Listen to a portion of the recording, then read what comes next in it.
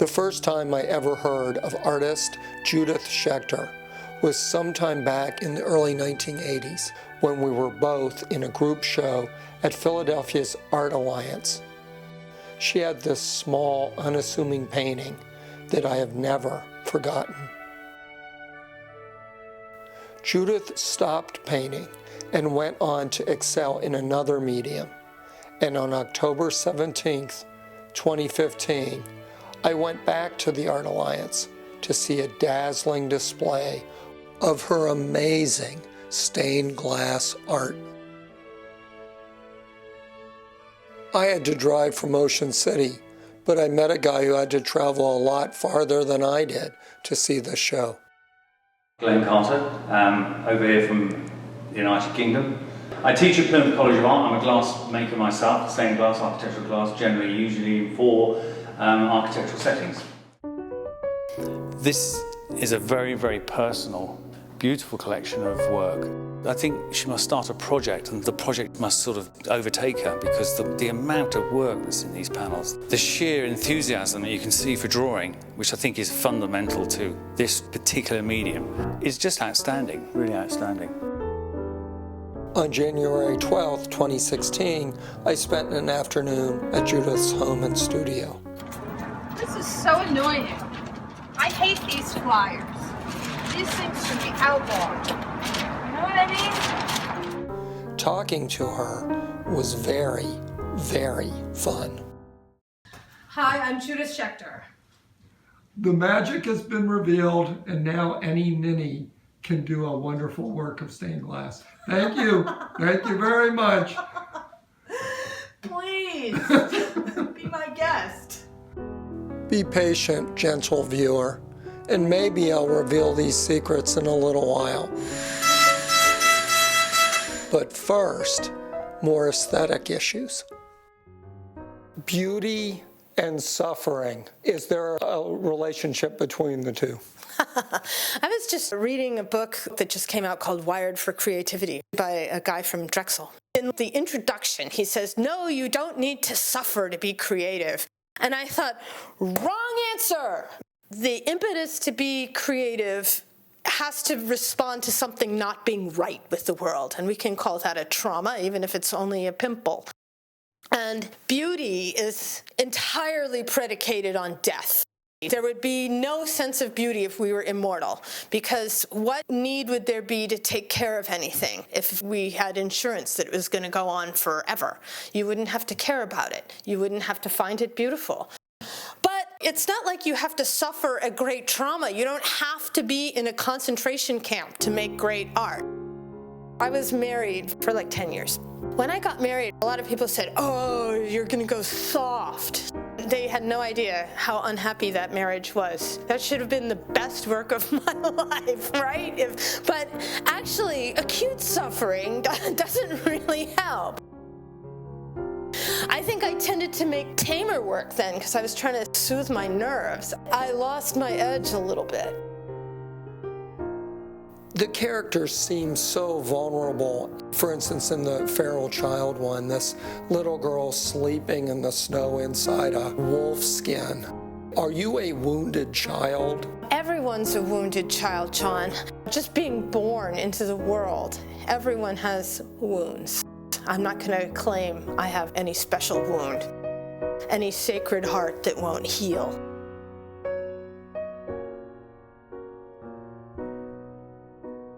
People maybe imagine that I'm method acting these works of art. If there's a suffering woman in the fetal position, I'm like, let me crouch down here and see what this is like. And, I'm going to live in a box for a week while I work on this piece and eat only pizzas that can be shoved under the crack in the door. Well, that is not anything like my experience of making these pieces. I identify with them, but I don't think about the piece while I'm making it. I'm thinking, when's lunch? What am I going to watch on TV tonight? I brood about things I shouldn't brood about. That's how I meditate, unfortunately, because when I'm supposed to try to empty my brain out, and it's a bloody beehive in there.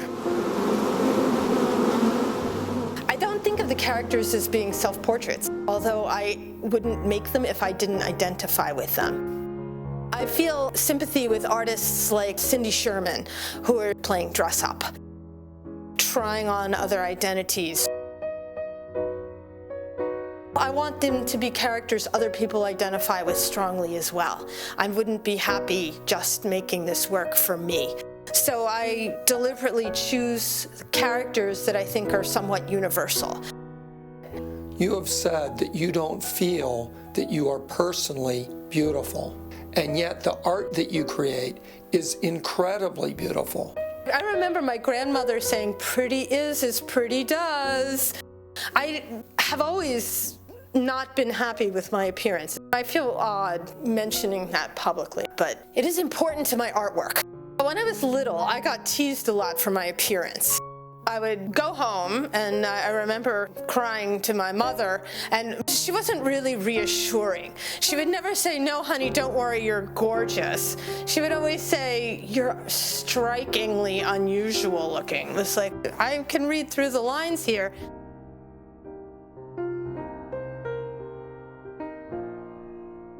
I think most people who go to art school have some sort of 19th century idea about art, that part of the job is to create beautiful things.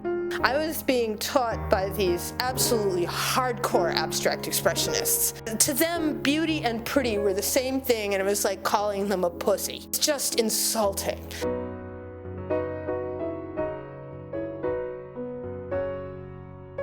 What school was this? It's Rhode Island School of Design. My painting teacher told me over and over again how completely irrelevant beauty was to the whole project of art making. But it didn't really sink in for me because I had already formed this equation in my mind that if I couldn't be beautiful, I could seduce people with my beautiful artworks. I wasn't going to let go of it for some fascist painter.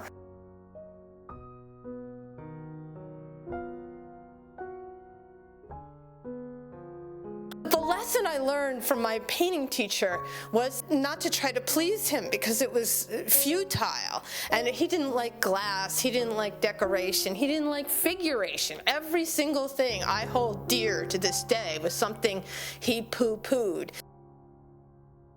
I was also a very good little girl. I never rebelled, and I didn't rebel against this teacher. I just left. I ran away. I found another department. I remember going back to my room and crying and thinking, well, I am a mere illustrator then. But it didn't occur to me that I should change to please him. That, I think, is really crucial, because I think some people would say, must make the work this guy wants to see. I did not consider that to be an option. I would take on the identity of this lesser being, because to do decorative art with human beings in it would be to be an illustrator, and they were scum of the earth. So I just decided, all right, I'll be scum of the earth. It was a real test of my passion for those subjects. In some ways, he made me stronger. I was forced to define myself in opposition to him. I really found out what mattered to me, and I was able to stick with it. Art teachers, they're simply insufferable. Well, are you ready to see how Judith creates her work? Let's watch a bit of my movie within a movie, Tech Talk with Judith Schaechter. My process is derived almost entirely from traditional techniques in use for centuries. The imagery is predominantly engraved into layers of glass. I use mostly a type of stained glass called flash glass. It's a paper-thin veneer of intense color on a base layer of regular color. Now, if this glass were solid blue, the color would be so dark it would basically be a black piece of glass.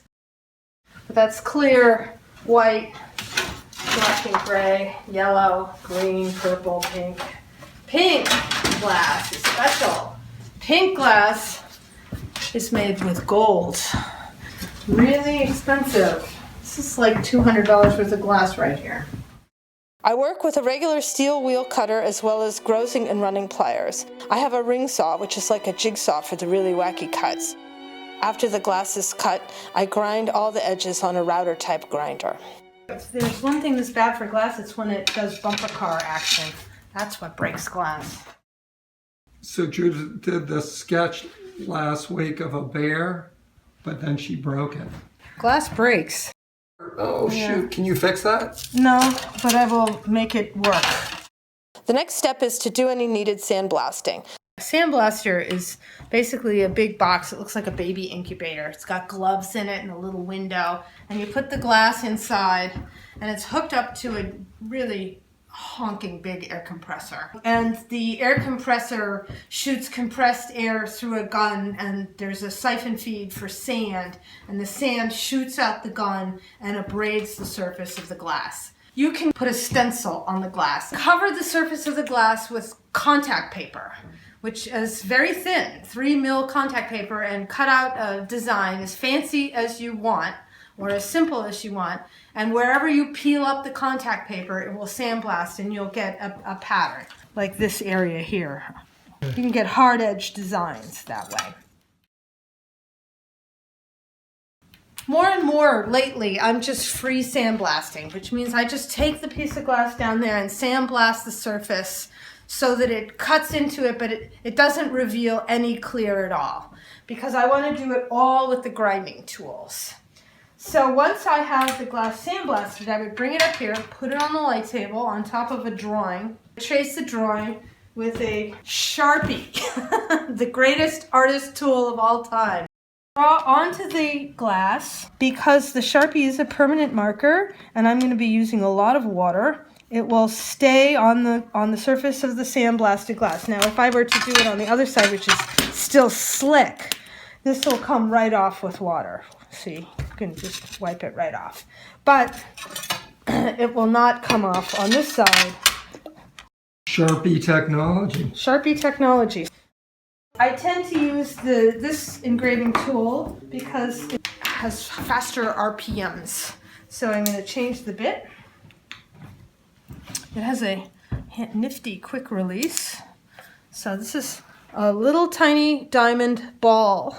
It's almost like a pencil point. Because it's a diamond, you need to always be using it with lots of water, because diamonds will wear out without water to cool them, and the glass will break and all sorts of bad things will happen. So I pour some water on it and I just start going for it.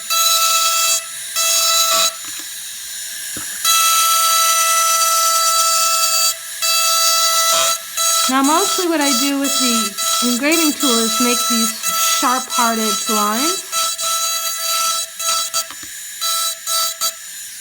That one's a little messy.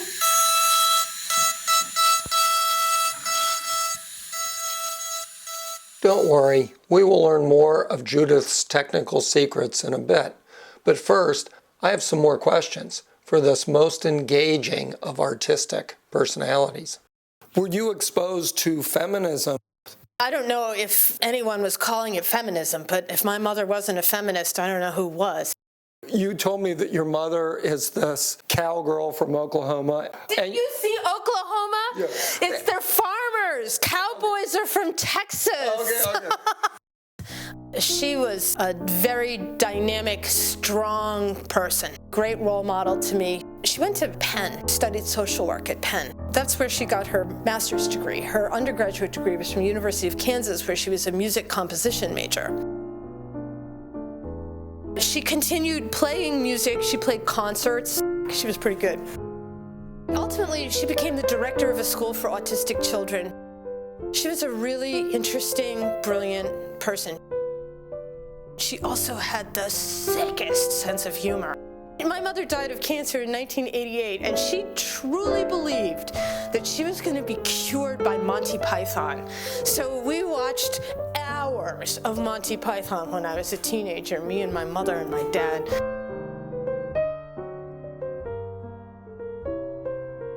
That was the kind of thing she liked, was really absurd, weird humor. I used to do things to make her laugh, so she would laugh at my sick humor more than come up with her own jokes. But she was pretty twisted.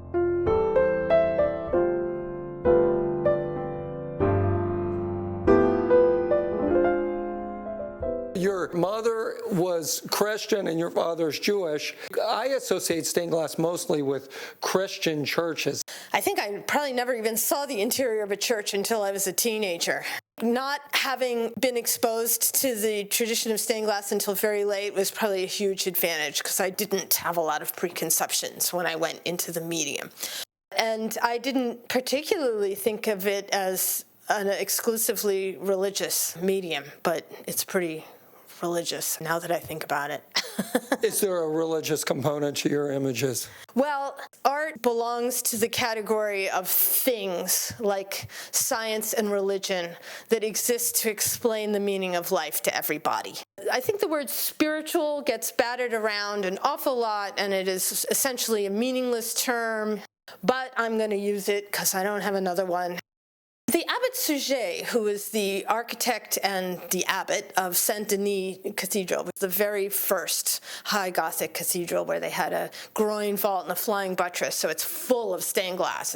He could have been an advertising man. He said, stained glass is enlightenment embodied. That's all you need to know. Stained glass is not a metaphor for enlightenment. It is an actual physical form of enlightenment because you don't have to see light to sense it. You can feel it inside you because it's either warm or bright. Even with your eyes shut, you can sense brightness. And this reminds me of how music affects us. I think a lot of times when we look at paintings or visual art forms, we tend to read them, we tend to analyze them and see them as words. But music goes in a hole in your head, right down into your stomach, and then it reaches up to your heart and yanks on it. That's sort of what stained glass does.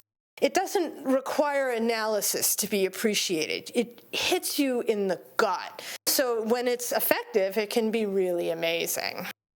Speaking of music, somebody told me you were in a punk rock band. I played in 2 punk rock bands, and I had an independent music career going.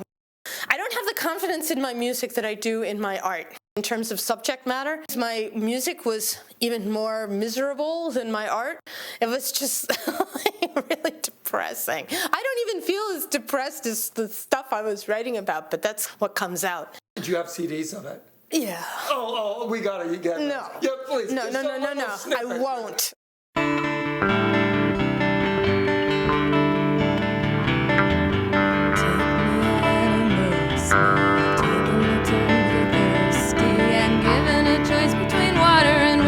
My kind of love turned out the wrong way. Throw that glass of water away.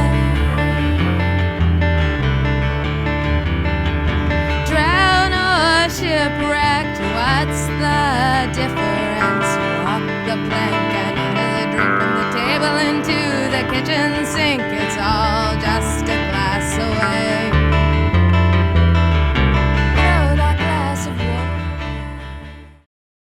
Judith's friend Glenn Carter is right. Her draftsmanship is exceptional, but she told me some things about her drawing. I don't always have references for things like drapery or feet.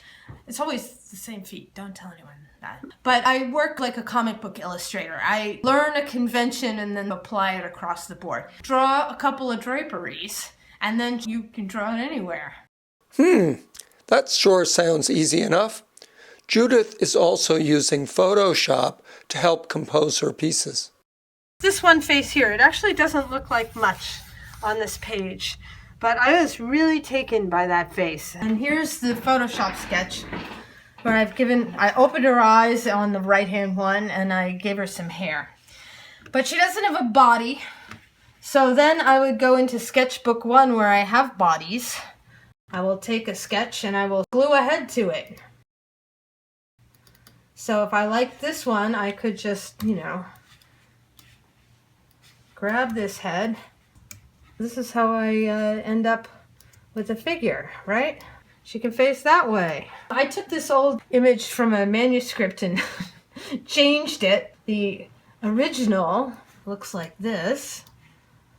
I really, really liked it. It's the Beast of the Apocalypse being subdued by an angel holding a giant key. Why didn't I think of that? And I started manipulating it with my own elements so that it could be my image after all. See, in order to make it my own, I had to remove all of that stuff by clone stamping all of the other stuff out of it. But I will go to all lengths at times. Now, Wild Storm, I took one of my own drawings and I photoshopped it and I stuck her in it. I got kind of obsessed with the idea of the girls having a fist fight instead. Though her art is rooted in the 12th century, Judith is definitely part of the postmodern world. I am so lucky to be a Facebook friend of yours, and you're constantly posting these most bizarre images. One of the impetuses for the posting on Facebook had to do with the fact that I have some very conservative friends and family. They always told me how weird I was and how weird my art was. If anything, I think I'm so painfully unoriginal and normal. I just wanted to prove to them, look, I'm just doing stuff like all these other people, and here it is. The captions are good, too, that you come up with. Well, they're very dry. I'll be 55 in February. If the internet had been invented when I was younger, I don't think I would have had the discipline to become an artist. Thank goodness my frontal cortex was fully formed, so I have some impulse control. I spend hours every day looking at images on my Tumblr feed. Your work sometimes reminds me of fairy tales. I work with a lot of memes. Memes are another basic word for a unit of cultural transference, or even a cliche. So the idea of a little lost child in the woods, you can find hundreds of thousands of images of little lost children in the woods in winter. Everything that I've ever done has a long, tacky tradition behind it that I'm interested in. When I was young, I saw one of those Hindu magazines that they give away at vegetarian restaurants with a purple Shiva. They were airbrushed, right? Must have been like 1980 something. And I was like, oh, that's what I want my work to look like.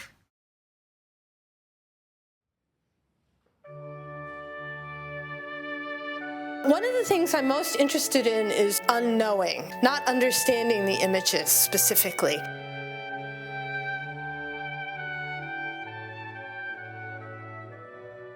And I try not to reveal anything that would actually explain anything.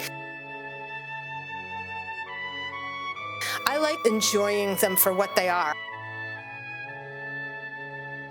I don't have to know all the details as to why this image exists. How has your work changed over the years? I am interested subject matter-wise in everything that I've always been interested in. I don't really detect a lot of changes in that. Broadly speaking, the human condition or the female condition. It would be human if I was a man. Yeah, I am a feminist. But in terms of what they look like, they've become incredibly more refined.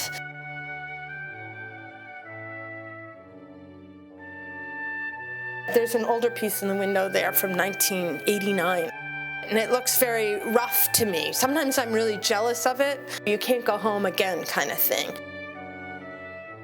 But I've learned how to make my surfaces smooth. The whole thing I care about is getting smoother.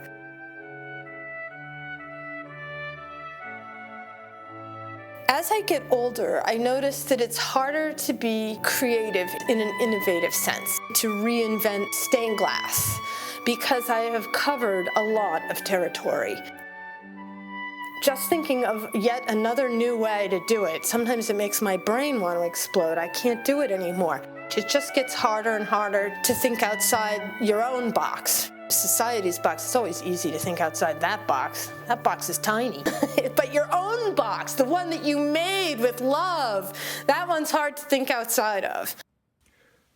Well, regardless of what the future holds, technically speaking, Judith has already thought way outside of the box. I was one day working with this tool, and I thought, this thing is a diamond. It doesn't have to be plugged in to abrade the glass. And I took it out of here like so, and I started working with it like this. And then I thought, I wonder if they make files. And they do. A product made by the 3M tape company. This here is a diamond surface. It's like a nail file, only it's diamonds. They're only $10 a piece. I wear them out really quickly. This is how I get these incredibly smooth, beautiful tones. Just a little area, takes a long time to do. It looks easy, right? I'm using a lot of force. I have muscles in my fingers, the likes of which Arnold Schwarzenegger never even dreamed of. It's just a matter of sort of persistently eating away at the glass. This is my own invention. This is my only real contribution to anything. Using a file in this manner. To get the very perfect gradations. Yeah. But wait a minute, how about your layering? Even though others may have layered sheets of glass, you are doing it in ways that are simply dazzling. This is a part and together. And you could just go like that. That person looks like they have a really bad disease.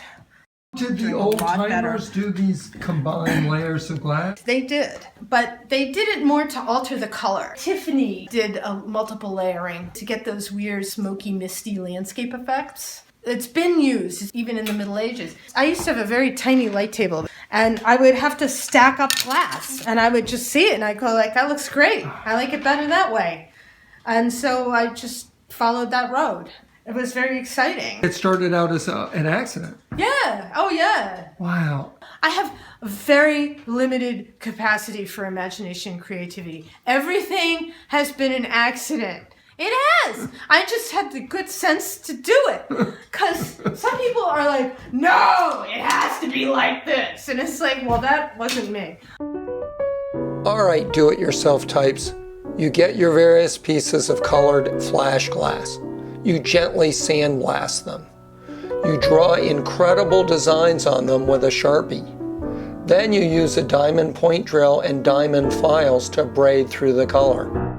Next, paint with vitreous paints. The only color I use is black. This is vitreous paint.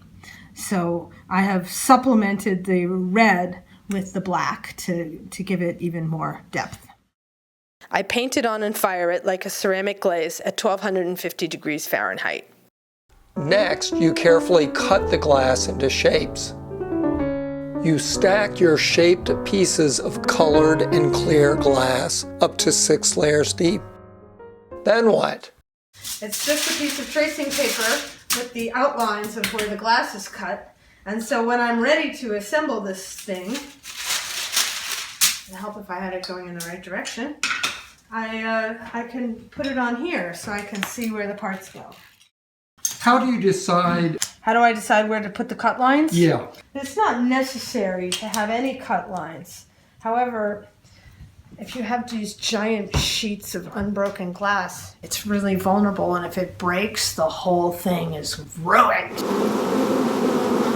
I hold them together, and this is the technique invented by Louis Comfort Tiffany. So it's sometimes called Tiffany technique, but we will call it copper foil. And it smacks of hobbies. So you pull out some copper foil, it's adhesive back tape, and you put it on. You would need enough to go around the whole piece. And then you sort of crimp it down. How do you then join the pieces together? I would put them like that, and there would be another piece here, and I would take out a soldering iron. Paging Dr. Freud. Powder up! What you need for copper foil is power. You need watts. And you get it super hot. This weird thing here is an insulator, so it stays hot for hours. And you just run solder wherever there's copper, and it will only stick to the copper. It gets all over the glass, but you can pick it off. and then you're done. The thing is assembled as a single thing, and there's this great feeling once it's together and cleaned that it's become a thing, an integrated entity of wholeness and gestalt fabulosity. It's a great feeling. Sometimes artists get asked the question, how do you know when you're done? I just took apart a window recently. They're horrible to take apart, so you better be done when you put this thing together, because it does not want to come apart. Let's close out our How to Do It movie with one final technical point. Stained glass windows in churches are exposed to rain and snow. These windows use lead to contain the glass pieces. Though she originally used lead, her current copper foil technique is not weatherproof, and hence her work can't go inside windows. Rather, it is backed by LED lighting. Now, Judith, could you give a full diagnosis of all mental illnesses that you currently suffer from, or ever did? I believe that I have ADD. And I have learned to work with it rather than to try to overcome it in any way. It's just pointless to try to fight it. I need a solid 12 hours to get 3 hours worth of work done, and that's just how it is. You're out of balance with focus. When I can focus, I focus more intensely than other people. But when I'm not focused, I'm like, oh my God, there's a spot on the kitchen floor and I have to get it now. There have been several other things I've been very serious about, all of which I had to quit because I was so serious about them that they were forcing me to decide whether or not I wanted to pursue them for real. So I don't play music at all anymore. But I was very serious about it. I really, really liked doing that. In another life, I know, right? And I don't do 3D computer modeling. That kills me. It bothers me. I love those things.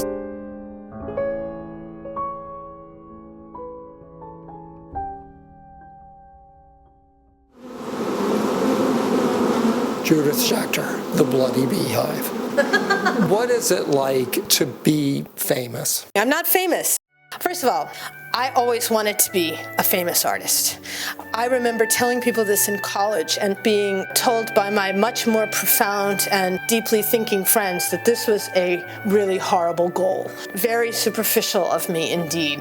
But I always wanted to be a famous artist, and I'm lucky in that I was not granted that wish. I have achieved some recognition in my field.